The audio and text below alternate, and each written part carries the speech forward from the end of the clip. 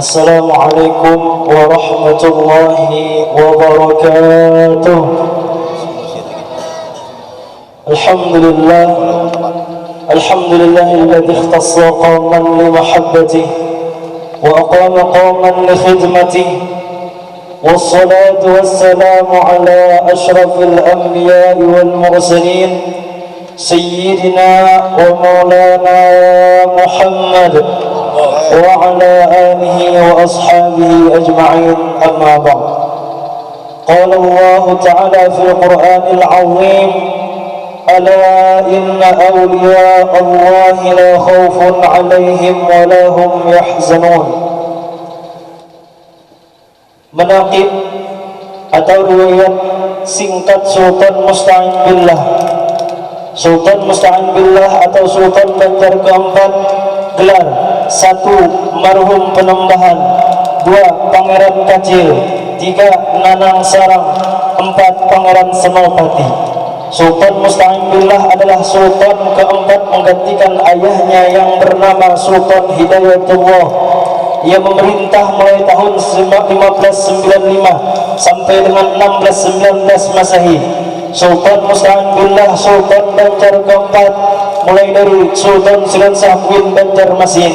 Silsilah Sultan Musta'in Billah ialah dari ayah beliau Sultan Musta'in Billah bin Sultan Hidayatullah bin Sultan Rahmatullah bin Sultan Siransah bin Banjarmasin, dan dari ibu beliau Sultan Musta'in Billah bin Ratu Putri binti Raja Banun. Raja Banun adalah Raja Dayak Biaju.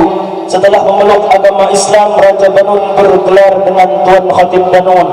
Beliau diangkat sebagai salah seorang menteri di Kesultanan Banjar.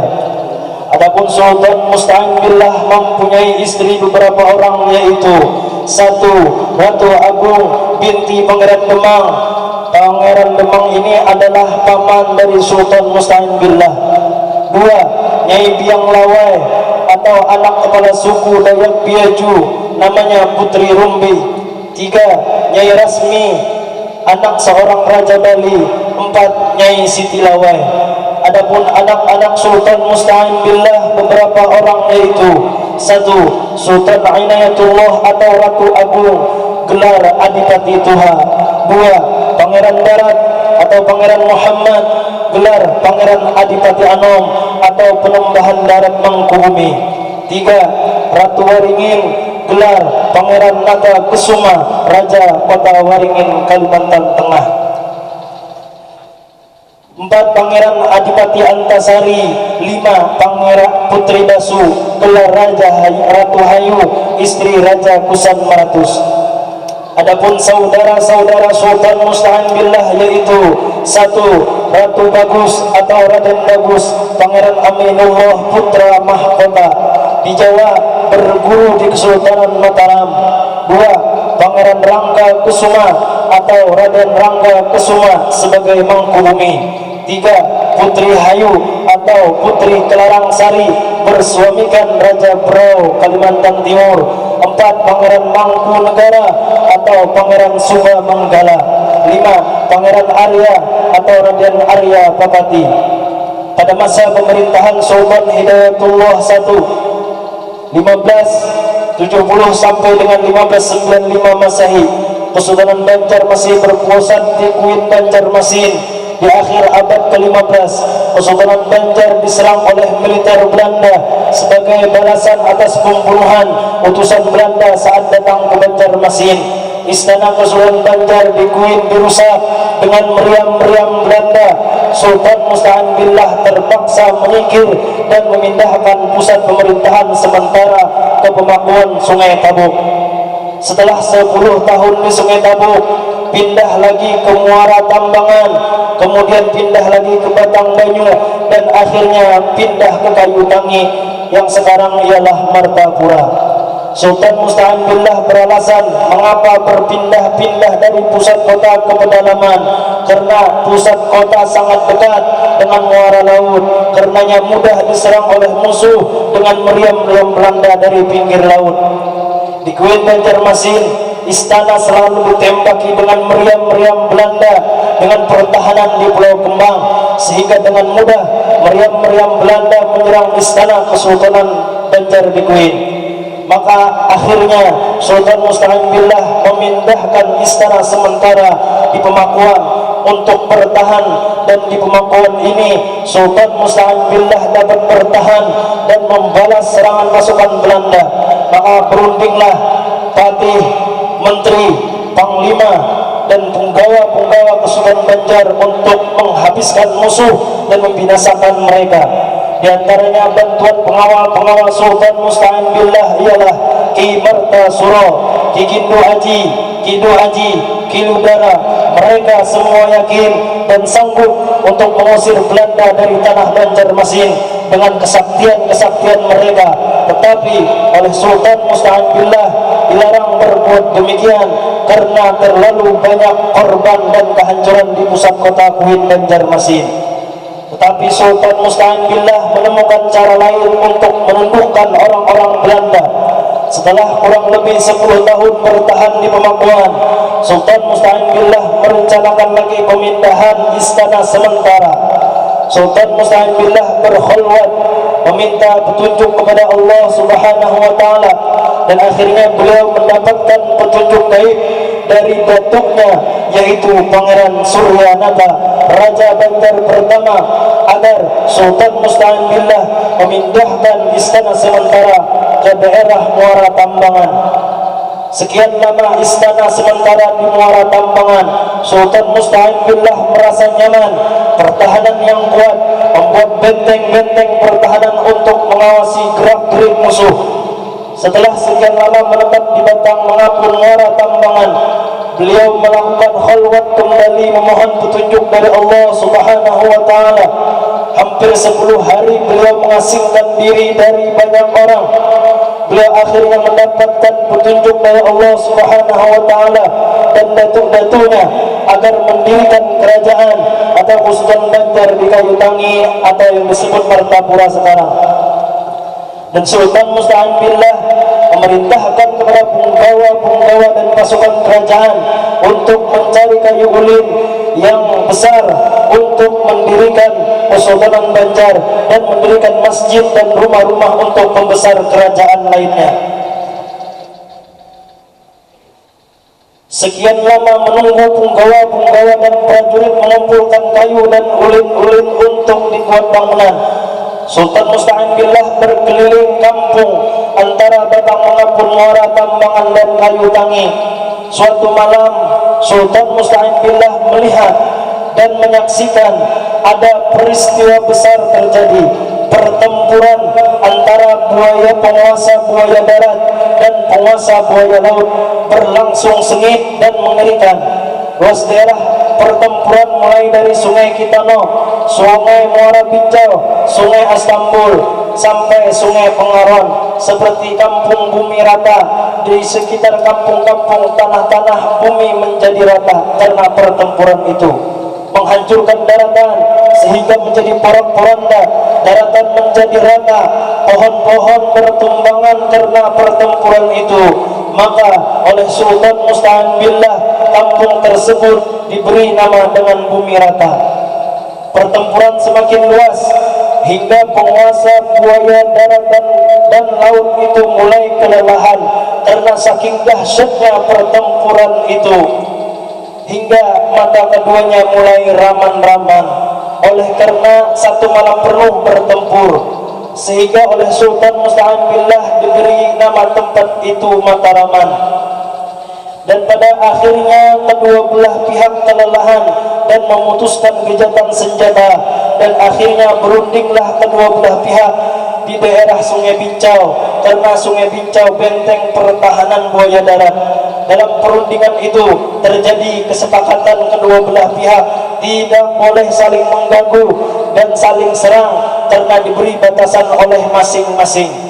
Penguasa buaya darat diberi wilayah batasan dari daerah Sungai Kitano, istana yang akan didirikan Kesultanan Banjar, sampai ke daerah dalam, dan muaranya diberi batas dengan tabukan. tempat perdamaian dan perundingan diberi nama Martapura atau tempat perdamaian. Maka kedua belah pihak berjanji tidak saling serang menyerang karena punya batasan masing-masing. Maka kedua belah pihak berdamai dan pulang ke daerah masing-masing dan tidak bertempur lagi. Dari peristiwa besar tersebut lahirlah nama-nama Mataraman. Kedua pasukan sudah kelelahan hampir semalaman bertempur sehingga sebagian pasukan mulai mengantuk dan matanya raman-raman. Bumi rata, kedua pasukan bertempur sehingga porak-poranda tempat tersebut. Bumi menjadi rata tanpa ada pepohonan di sekitar pertempuran. Matapura atau Martapura, kedua pasukan berunding dan berjanji saling menghormati, memaafkan, tidak ada lagi pertikaian, yang ada perdamaian. Maka Martapura tempat kedamaian dan tempat peribadatan. Sungai Tabukan, kedua pasukan bergotong royong membuat sungai. Sungai Kitano atau membuat sungai atau Sungai Kitano. Tabukan untuk membuat sebelah hilir penguasa daratan yang berkuasa, sebelah hulu penguasa laut yang berkuasa, hingga namanya disebut dengan Sungai Tabukan. Tangkas, kedua pasukan saling berlatih perang untuk mempertahankan daerah masing-masing dari serangan musuh karena keduanya bersaudara. Kejadian ini terjadi di zaman Sultan Musta'in Billah sekitar tahun 1596 sampai dengan 1619 Masehi, pendiri kota Martapura. Pemerintahannya waktu itu berdasarkan hukum agama Islam. Tempat perdamaian itu oleh Sultan Musta'in Billah dan pamannya Raden Zakaria, gelar beliau di waktu kecil, dan Pangeran Syuhud, gelar beliau waktu dewasa, mendirikan sebuah masjid agung Kesultanan Banjar pertama di Martapura sekitar tahun 1596 Masehi, bertempat di Pasayangan dengan arti saling bersayang-sayangan. Raden Zakaria atau Pangeran Syuhud, paman Sultan Musta'in Billah, lama bermukim di Mataram, Pulau Jawa. Beliau mengembangkan ilmu yang didapatnya di Pulau Jawa untuk diajarkan kepada rakyat Banjar. Raden Zakaria atau Pangeran Syuhud mengajarkan ilmunya dan mengadakan pengajian di Masjid Kesultanan Banjar di Martapura. Rakyat Banjar saling rukun, hormat menghormati, sayang menyayangi, maka jadilah sebuah kampung Pasayangan. Karena pada saat itu Pasayangan sebuah daratan tinggi, luas dan aman dari serangan musuh. Pada pemerintahan Sultan Musta'in Billah, rakyat diwajibkan membuka lahan sawah dan kebun untuk pertanian yang terdiri dari lada, kayu manis, pelak, cengkeh, dan lain-lainnya, terutama di daerah Mataraman, Bumi Rata, dan Sungai Raya. Sehingga dengan demikian rakyat Banjar meningkat pendapatannya dan menuju kemakmuran. Dalam pemerintahan Sultan Musta'in Billah, struktur pemerintahan sudah melibatkan pemuka agama yang mempunyai jabatan dalam Kesultanan Banjar. Begitu pula kaum bangsawan mendapat kehormatan dengan suatu gelar Raden dan Pangeran, dan diikut sertakan dalam memutuskan masalah Kesultanan Banjar. Jabatan-jabatan dalam pemerintahan Sultan Musta'in Billah: 1. Mangku Bumi, ialah suatu jabatan tertinggi sesudah raja. 2. Menteri Pangiwa, ialah penganan. 3. Menteri Jaksa, ialah bertugas dalam memimpin rapat yang menyangkut masalah hukum sekuler yang dihadiri oleh raja, Mangku Bumi, Dipati, dan Jaksa. 4. Tuan Penghulu, ialah bertugas memimpin pertemuan atau musyawarah yang menyangkut masalah-masalah agama Islam yang dihadiri oleh Mangku Bumi, Dipati, Jaksa, Khalifah, dan penghulu. Jabatan penghulu ini mempunyai status yang tinggi daripada wewenang jaksa, karena penghulu mengurus masalah yang menyangkut urusan hukum dunia. 5. Tuan Khalifah, ialah bertugas pengganti apabila musyawarah yang menyangkut masalah-masalah keagamaan, sedangkan yang bertugas mengurusi perhalangan. 6. Khatib, ialah bertugas dalam berdakwah dan memimpin dalam peribadatan. 7. Dipati, terdiri dari saudara-saudara raja atau sultan atau keluarga dekat yang menemani raja atau sultan, namun kedudukannya dalam pemerintahan di bawah mangku bumi. 8. Priai atau kiai, golongan kaum bangsawan atau menantu raja yang diikutkan dalam rapat Kesultanan Banjar, mengirim utusan ke Makassar. Pada waktu itu Sultan Musta'in Billah mengirim priai atau kiai-kiai untuk pergi ke Makassar. Maka Kering Pati Galawang yang memerintah di sana memohon kepada Sultan Musta'in Billah supaya diperkenankan meminjamkan dan berdagang di pasir. Sultan Musta'in Billah akhirnya memperkenankan permohonan ini, dan selain daripada itu Sultan Musta'in Billah menyerahkan pula desa-desa Satui, Asam-Asam, Kintab, Sawarangan, dan Banacala Barangan. Sejak penyerahan itu, Pasir dan Brau tidak membayar lagi upeti ke Kesultanan Banjar. Demikian juga daerah Sambas sebagai mangku bumi Kiai Temenggung Raksa Negara dikirim bersama Pangeran Dipati Tapasana ke Mataram, Jawa untuk menyerahkan intan besar dan hasil bumi seperti lada, rotan, barang ayaman, dan lilit Kesultanan Mataram, Jawa. Sultan Mataram menyambut gembira pemberian itu dan bersumpah bahwa jika ia atau keturunannya berbuat jahat terhadap Kesultanan Banjar, maka Allah Subhanahu wa taala mengutuknya. Sebagai balasan pemberian itu, Sultan Mataram memberi beras, gula, asam, garam, bawang merah, bawang putih, dan minyak. Apabila utusan Sultan Mataram tiba di Banjar, maka oleh Sultan Musta'in Billah pula dikaruniai hadiah-hadiah yang menggembirakan untuk Sultan Mataram, Jawa. Akhir cerita, Sultan Musta'in Billah wafat umur 108 tahun pada tanggal 14 Jumadil Awal 1022 Hijriah, dimakamkan di Sungai Tabukan di samping Istana Kesultanan Banjar Kayu Tangi. Inna lillahi wa inna ilaihi raji'un. Adapun wasiat Sultan Musta'in Billah kepada anak cucunya, jangan tinggalkan Martapura apabila anak cucuku ingin kedamaian. Raden Zakaria atau Pangeran Suhud mengajarkan ilmu yang didapatnya sampai akhir hidupnya untuk rakyat Banjar, sehingga beliau diberi gelar oleh masyarakat Banjar dengan sebutan Syekh Muhammad Suhud. Gelar ini diberikan setelah pulangnya beliau dari tanah Jawa. Beliau dimakamkan di samping Masjid Kesultanan Banjar di Pesayangan, yang mana masjid tersebut dibumi hanguskan oleh penjajah Belanda berserta kampung-kampung di Martapura, mulai dari Tunggul Irang, Murung Kraton, Pesayangan, Antasan, Kampung Melayu, Pekauman, Teluk Selong, Sungai Kitano, yang selamat cuma dalam pagar karena telah dipagari kampung tersebut oleh Datuk Syekh Muhammad Arsyad Al-Banjari. Para pasukan penjajah Belanda tidak bisa melihat kampung dalam pagar pada waktu itu berkat karamah Syekh Muhammad Arsyad Al-Banjari. Pembumi hangusan tersebut terjadi setelah wafatnya Sultan Adam Al-Wathiq Billah.